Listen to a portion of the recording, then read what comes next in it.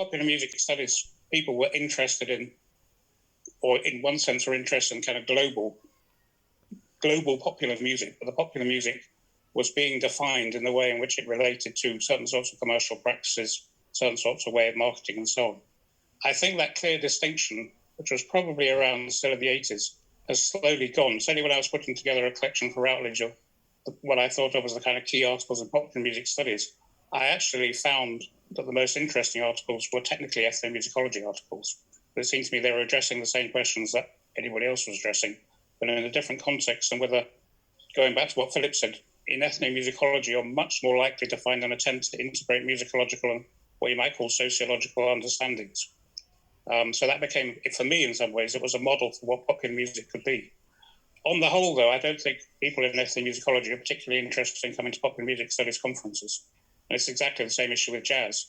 For some reason, jazz scholars are very loath to see themselves as being part of popular music studies. So it's not that we're keeping the discipline, that separation is on our side.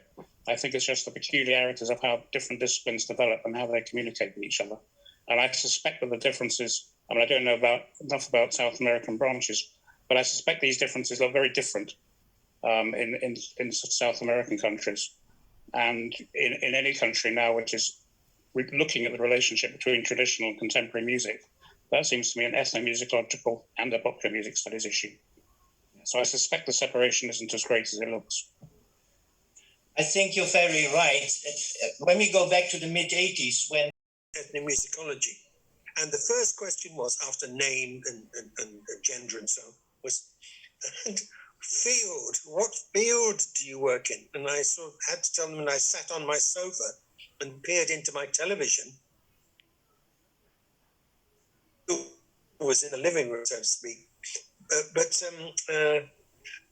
the field now is an urban field, and it has been for several decades. So we have to look at it dynamically. The type of music we're dealing with might not necessarily be popular, according to some definitions or some criteria. What does it matter?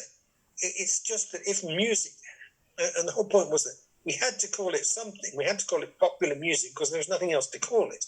Well, we could have called it mass media music, but then that didn't include other things.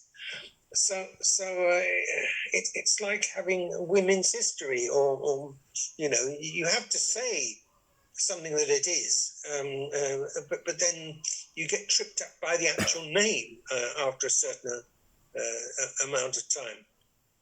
So then when it becomes institutionalized, it has to adapt to the form in which institutions are created and structured in the society we belong to.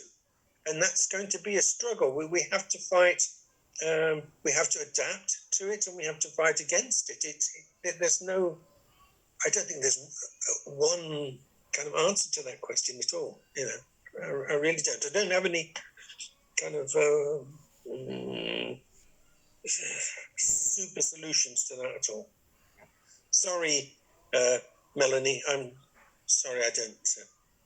The contribution of ethnomusicological studies to popular music studies is very important, fundamental, and we've had ethnomusicologists in our association for a long time.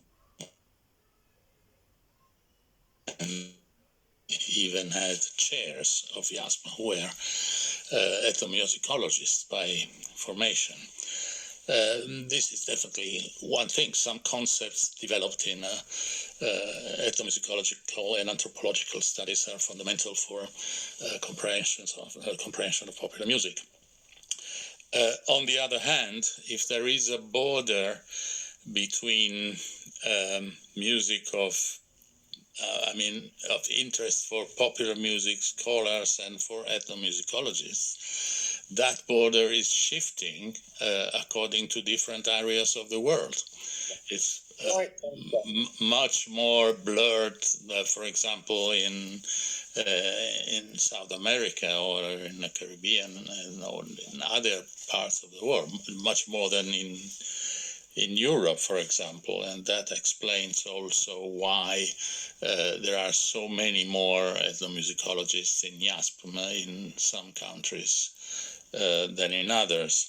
But there are two things I think we should not forget. The first, that ethnomusicologists up to the, I would say, mid-70s or 80s were amongst the agents of the isolation of popular music studies, or of the possibility of studying popular music. I mean, some of the most important ethnomusicologists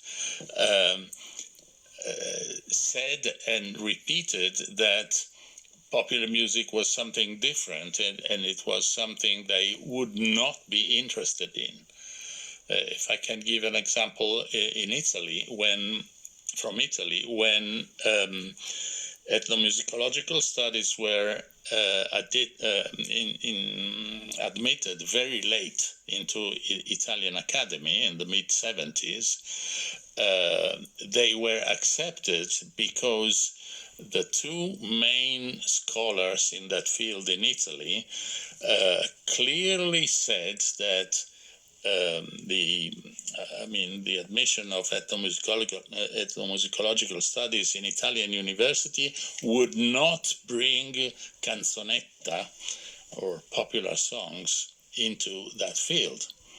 So there has been a change in world ethnomusicology, I would say, and an enlarging of borders and an enlarging of the field. But finally, let me make a political point, which is that disciplines in universities also mean an economy, funding, number of teachers and researchers that can be hired, and of course academics who are there for music studies, like conventional musicologists or ethnomusicologists, are jealous of their space and funding and people that they can support and so on. So the appearance of popular music studies in the 80s was a disturbance for the existing situation. And we should not forget this, because we are still, maybe not in the richest countries, but still the object of exclusion,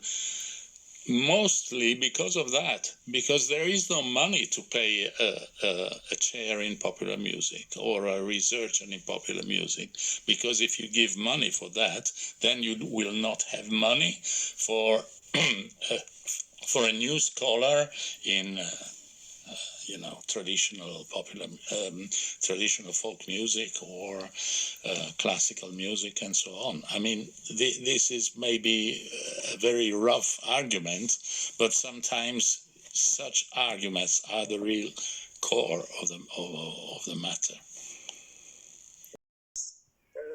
The various state bodies, when it came to administering rock music, it was really interesting. But to start with, these are wonderful stories, and I think we could have learned a lot, on our side about the mistakes that they made. As Vicky put it, you never knew if the 1 week rock and roll would be the degenerate expression of a degenerate working class youth, and the week after it would be something, or in another Bezirk, another part of Germany, it would be the progressive avant-garde expression of progressive forces in the capitalist world. So but I think the explicit character of politics in the DDR was really useful for understanding unexplicit character, but equally strong character of politics in my own country, and seeing how those those work because it was so different. One had clear, explicit aims and rules, so to speak. The other one had equally hard and fast practices, not the same degree of explicit knowledge about the mechanisms. I think that was interesting anyhow. Never mind.